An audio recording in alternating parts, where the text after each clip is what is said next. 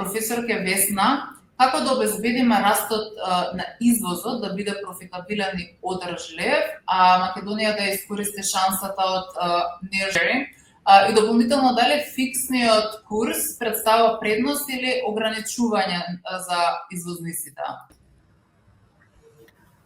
Здраво, Лолита, благодарам на поканата што сум дел од денешниот настан. Вака, јас би кажала дека ако сакаме навистина извозот да ни биде успешен, не е битно само да имаме голема продажба, тоест да расте продажбата. Битно е тој да биде профитабилен и одржлив. Бидејќи секоја извозна продажба представува потенцијална заработка, се додека истата не биде наплатена. Бидејќи во меѓународната трговија постои еден баланс во ризикот. Од една страна извозникот, кој што сака нормално да си наплати побрзо, посигурно. Од друга страна е увозникот, кој што сака да плати откако ќе ја добие стоката и ќе се увери во квалитетот со цел да ги избегне ризиците. Затоа компаниите кога се одлучуваат на извоз, најпрво треба да размислуваат за начините за наплата. Па ако изберат одложено плаќање, треба да бидат свесни дека тоа е како да го кредитираат купувачот, а тие во меѓувреме нормално дека си имаат своји тековни обврски кои што треба да се ги подмират. И сега што може да се случи? Може да има продажба, меѓутоа да нема во моментот прилив и компанијата да се соочи со ликвидносен проблем.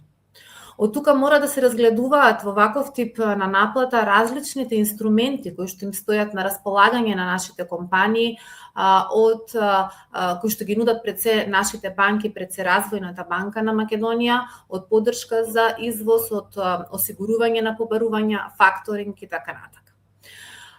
Второ е битно да се знае дека секогаш продажбата на странски пазар носи поголеми ризици и предизвици и неизвестности отколку кога се продава на домашен пазар. Прво тука е девизниот ризик, второ подолг рок на наплата. Постојат бројни ризици како геополитички ризици. Тука се и различните регулативи, царинските постапки, транспортните трошоци. Обично станува збор за клиент кој што помалку го знаеме или помалку отколку кога би бил на домашниот пазар. И од тука неминовно е дека ќе бидат поголеми неизвестностите и можностите да едноставно дојде до недоразбирање или пак до можна ненаплата. И од таа причина потребно е кога се одлучува компанијата на извоз многу повеќе да ги следи сите овие ризици и предизвици отколку кога продава на домашниот пазар. Би го спомнала прво девизниот ризик, меѓутоа после во контекст на второто прашање што ми го постави. Кога продаваме во валута која што е различна од еврото, бидејќи со еврото имаме фиксен курс,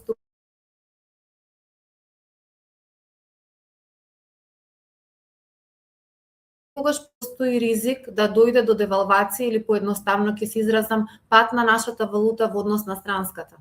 И што може да се случи? Ние да го продаваме истиот производ по иста цена, меѓутоа преведено во денари да добиеме помалку.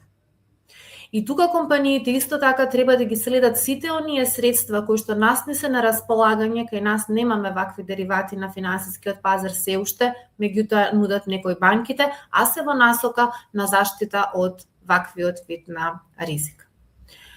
Понатаму трошоците. Ако трошоците во домашната економија, конкретно во Македонија, се повисоки од трошоците во земјата во која што сакаме да извезуваме, неминовно нашите производи ќе бидат поскапи таму, автоматски помалку конкурентни. Затоа се ова и девизниот ризик, и трошоците, и инфлацијата треба да се земе предвид кога се формира таа извозна цена. Во спротивно ние ќе имаме продажба, меѓутоа нема да имаме доволна заработка и тоа не е успешен извоз. Покрај тоа што компаниите треба да имаат да водат сметка на ниво на самата компанија, треба да водат анализа и на ниво на пазари. Ние знаеме дека најголем дел од нашиот извоз е во земјите од Европската Унија, пред се во Германија. Сега тоа е добро бидејќи обезбедува сигурност. Меѓутоа од друга страна ние сме премногу зависни што ќе се случува во тој регион. Еве сега има разни геополитички случувања, иако таа економија забави или економиите каде што ние највеќе извезуваме и како ќе се соочи нашиот извозен сектор со проблеми. Од тука диверзификацијата сметам дека е најсоодветно решение за намалување на ваквиот тип на ризик. Значи да не зависиме од еден пазар, да не зависиме од една економија. Во однос на производите кои што ги продаваме, доколку продаваме, повеќе продаваме производи со пониска додадена вредност, тогаш секогаш имаме помала контрола врз цената, има помала маржа, и најконкурентни во моментот во ваков случај сме со ниската цена. А секогаш може да се најде некој кој што ќе понуди пониска цена. И затоа треба да се стремиме кон извоз на производи со повисока додадена вредност, каде што всушност маржите ќе бидат поголеми и каде што ќе имаме поголема контрола врз цената. Сега на втор дел од прашањето за неаршорингот. Да, ние имаме реални предности за тоа и можности, би рекла, затоа што се повеќе европски компании бараат партнери кои што се во близина, за да имаат помалку ризик, за да имаат побрз рок на испорака. Меѓутоа, за да ова ние го искористиме, треба нешто и да понудиме. Значи, производи со соодветен квалитет кои што одговараат на европските стандарди. Треба да има сигурност, почитување на договорите и на роковите на исплата. И пред се треба да има стабилност, стабилно деловно окружување. И само така би можеле да станеме еден, да кажам, долгорочен партнер, а не само во моментот некоја си привремена опција.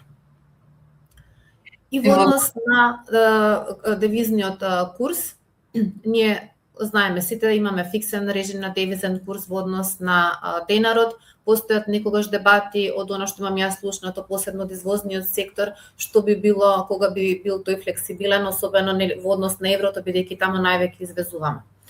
Да, флексибилниот девизен курс има една јасна предност. Доколку е флексибилен курсот во однос на еврото и со негова блага девалвација и ослабнување, нашите производи секако ќе станат поевтини на тој европски пазар, конкретно Германија да кажам. И со самото тоа нормално ќе се зголеми извозот. Но ние не сме да заборавиме дека ние сме пред се увозно зависна земја и дека голем дел од компонентите на тие производи кои што ги извезуваме се увозни. Автоматски на тоа нас ќе ни се зголемат трошоците по основ на увоз. Понатаму компаниите имаат многу долгови кои што се деноминирани во евро. Ќе се зголемат трошоците по основ на исплата на долговите. И затоа сметам дека во вакви ситуации, како е мала една отворена економија, овој фиксен курс кој што ве возможува стабилност, предвидливост, каде што компаниите со сигурност може да знаат колку ќе наплатат, колку ќе платат и да си ги планираат своите парични текови, носи поголема добивка, предност, отколку краткорочната добивка од порастот на извозот поради пониските извозни цени. Ако беше тоа прашањето. Благодарам, Весна.